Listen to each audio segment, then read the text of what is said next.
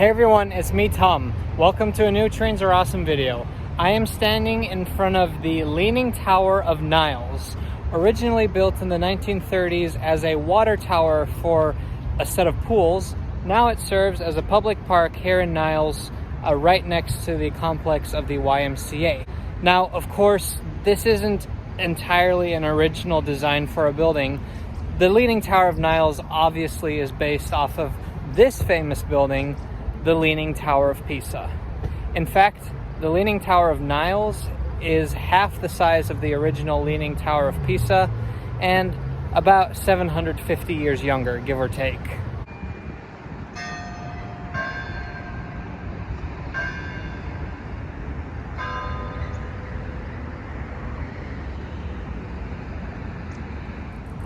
So why am I in front of the Leaning Tower of Niles?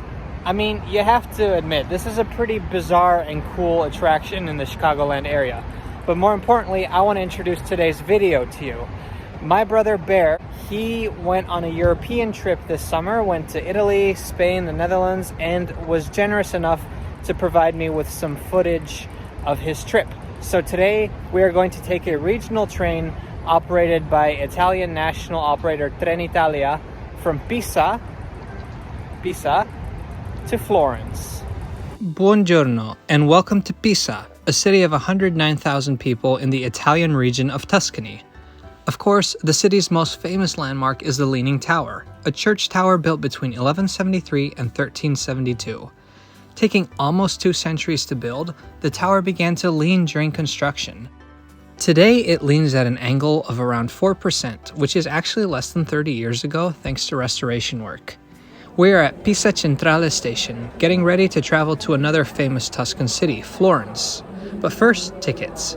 There is a ticket office, but we got ours from a machine today. Don't forget to get your ticket stamped, or else it's not valid. Our fare is €8.70 for an 80-kilometer trip, and that's good value in my opinion. Pisa station, like many Italian stations, has an underground passageway that you can use to get to your platform.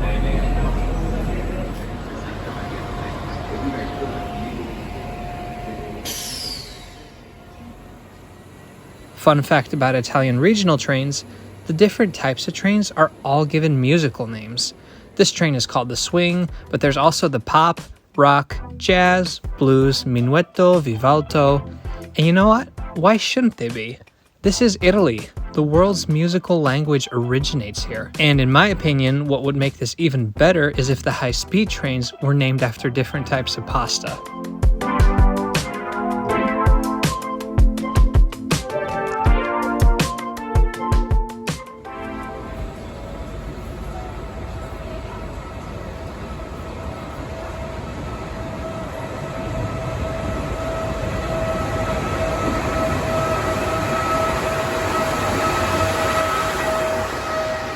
Our train today is operated by Italian national operator Trenitalia. It is Regionale number 18419, which will depart Pisa at 5:54 p.m.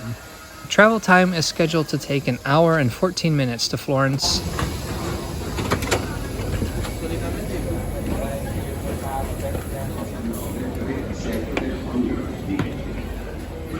The seats in our locomotive-hauled train aren't anything special, comfortable enough for an hour-long trip, but no bells or whistles attached. The line we're on is fairly busy. It sees frequent regional service and an occasional higher-speed train.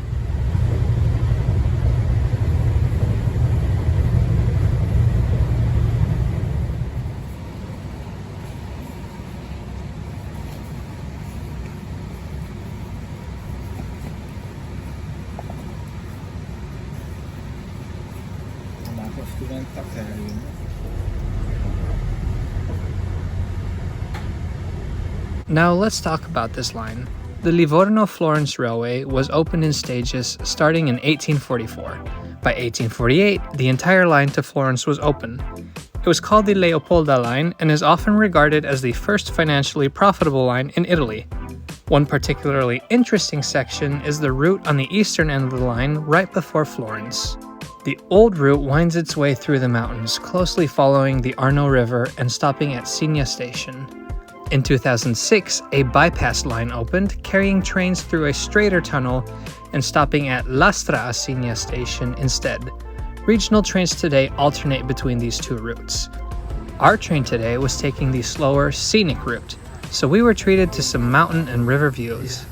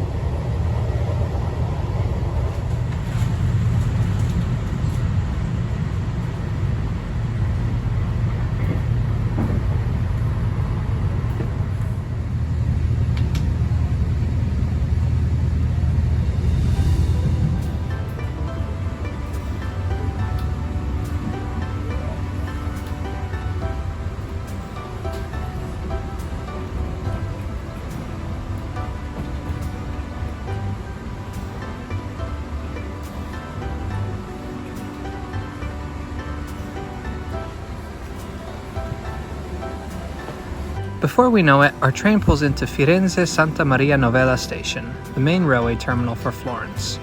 On our approach into the station, we catch a glimpse of the famous Duomo. Florence, actually called Firenze in Italian, has a population of around 383,000. It is the capital of the Tuscany region and was home to many of history's great minds, like Leonardo da Vinci, Michelangelo, and Machiavelli.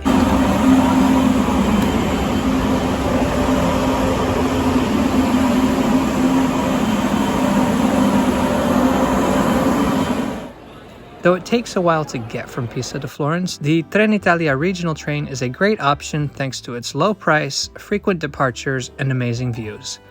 On Saturday, we will be back with another Italian train trip report, this time on a high-speed train operated by private company Italo. You won't want to miss this, so please subscribe to Trains Are Awesome. Thank you so much for watching. We'll see you next time.